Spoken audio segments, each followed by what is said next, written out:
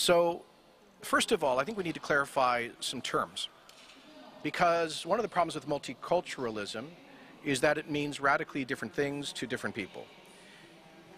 I think one of the reasons that multiculturalism has been so broadly rejected as an approach to society in Western Europe is in part because it was introduced into public discourse in Europe not as a reflection of some lived social reality, not as a reflection of the concrete experience, but as an effort to impose a radical academic theory of cultural relativism that was really inspired by the Frankfurt School Marxists, who rejected the notion of the possibility of a society organized around certain cultural patrimony or traditions, and who were radical cultural relativists. And so I think Europeans have never really understood this idea as having any relevance to lived practical reality in Europe. And secondly, there's a practical problem, which relates, I think, to immigration policy. The history of immigration in Western Europe in the post-war period has in large part been based on admitting low-skilled workers from developing countries with low levels of education, typically low levels of European language proficiency, and therefore a limited ability to integrate. Practically, in Canada, our immigration policy has been based on selecting people who perhaps have a greater capacity to integrate, with higher levels of so-called human capital, higher levels of education, and European language ability, which is a key to integration. But also, in Canada, the idea of multiculturalism really wasn't an imposition of some radical social theory by intellectual elites on our society. Rather, it was a reflection of the organic reality of our society and our history.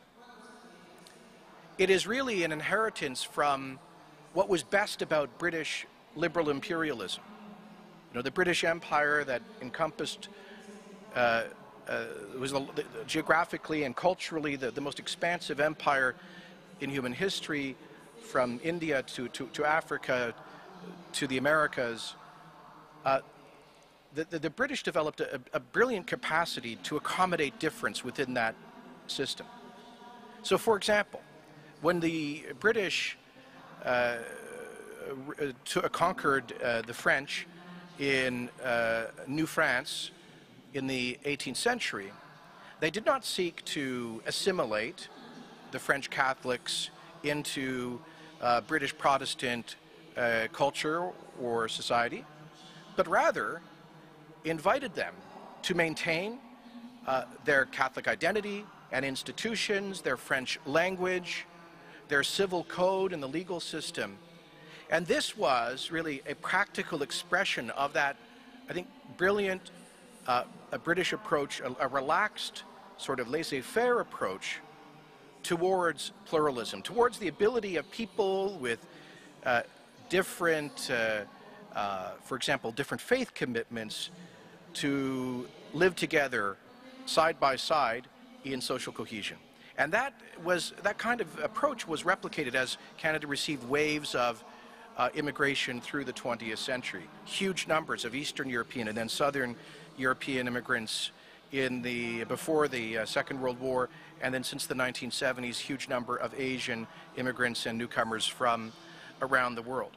And so our approach to multiculturalism has been, I would say, a kind of relaxed, natural, organic approach to the reality of diversity, and a recognition that the voluntary associations that people form, local communities, local faith groups, are essential to the vibrancy of our society. And so I think most Canadians do not see a contradiction between this idea of pluralism and our desire to have a cohesive society, which is founded on certain core political principles. And this is a point I would make. Yes, there are academic theorists in Canada, as there are in Europe, who propagate this idea of a radical approach to multiculturalism, which, for example, would seek to suppress completely the Christian patrimony of Canada and of Europe. But they are, frankly, a tiny fringe. The reality that I experience is that most new Canadians from around the world, regardless of their faith, are actually deeply respectful of the institutions and symbols and values which are rooted in our history, which are essentially European institutions, values, and symbols.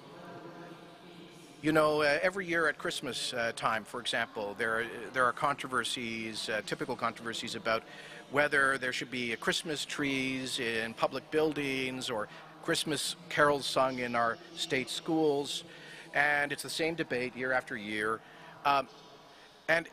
The people who say, no, we must absolutely vacate all expressions of Christian tradition from the public square, they always make the argument in the name of multiculturalism. But what's interesting is that the people who make that argument are almost always native-born Canadian, secular white liberals, not immigrants and not members of minority faith communities, who are deeply respectful of the traditions that bind together our society. Now, there are some stresses. As we maintain the highest relative levels of immigration in the developed world, inevitably there are going to be stresses. And we all know what they are and how difficult they can be. And that's why, actually, we are currently in Canada reinforcing the notion that multiculturalism is not a license to impose any kind of even aberrant cultural practice on our society. To quote my friend here, John Zuki from CL in Canada, he says that that we take what we do is we take a balanced approach to this, not a frantic rush to recognize minority identities in an ideological fashion. So, for example, we've published a new guide for people aspiring to become citizens, which says that Canada's diversity and tolerance do not extend to certain barbaric cultural practices, such as so-called honor killings, or female genital mutilation, or forced marriages, or spousal abuse. And we go on to make the point that such practices are condemned in Canada and are punished severely under our law. That's just one of many examples of how we're actually reinforcing core political values which can maintain our social cohesion in a diverse society. So, I don't see, from the Canadian perspective, any particular tension between democracy and diversity in our society. To the contrary, one of the reasons that the Canadian model has worked is that we take a balanced approach. We say to newcomers that they have a duty to integrate, but we also recognize that the host society has a responsibility to create real equality of opportunity for those who join us from around the world, in every sphere of life, including in the political sphere. And so I sit in our cabinet next to a Canadian-born young man who is a Sikh. His parents are from India, who wears a turban and has a long beard and carries a kirpan, a Sikh dagger, into the House of Commons. And on the other side of me sits a woman born in Hong Kong, whose first language is Cantonese. And those two colleagues of mine are perhaps even more respectful of our historically grounded European traditions in Canadian society than many who take those things for granted. So I don't see this necessarily as a point of tension. I offer the Canadian experience as, I think, a positive one, one that is not perfect, but I think it does reflect that we have built a society predicated on the dignity of the human person, which is expressed in a free society by people being able to maintain their own identity, and that is not, I think, necessarily in tension with the idea of social cohesion.